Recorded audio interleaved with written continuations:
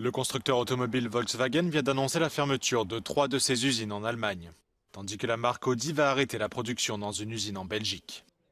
Le secteur automobile européen est en crise, mais l'industrie allemande considère qu'il s'agit d'une période de transition nécessaire vers les voitures électriques.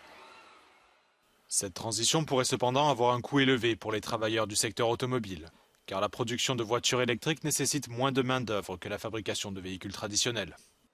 Selon une nouvelle étude, la transformation de l'industrie automobile allemande pourrait entraîner 186 000 suppressions d'emplois au cours des 10 prochaines années, et un quart d'entre eux ont déjà disparu.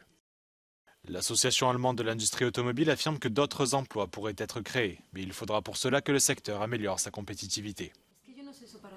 In the future, the location side, the attractiveness of the location side decides where investments are made and where future jobs will be established. Yes, there will be jobs that won't be needed that much anymore, but with the digital era and everything concerning software, but also the electric mobility itself, of course, there will be a lot of new jobs created. So we need to make sure that Europe, that Germany has the attractiveness, the competitiveness that the investments are made here. Selon les constructeurs allemands, la question du prix de l'énergie est centrale, celle-ci étant 4 fois moins chère en Chine ou aux États-Unis qu'en Europe.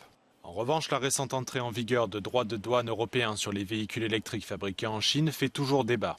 La Chine a annoncé mercredi avoir déposé plainte contre l'UE auprès de l'Organisation mondiale du commerce.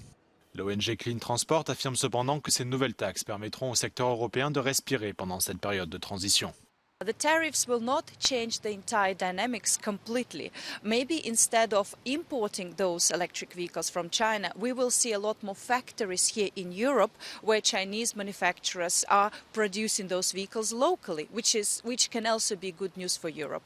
In terms of pricing, there might be indeed some short-term effects where maybe there's less vehicles available, very short term, for example, or the prices are a bit higher.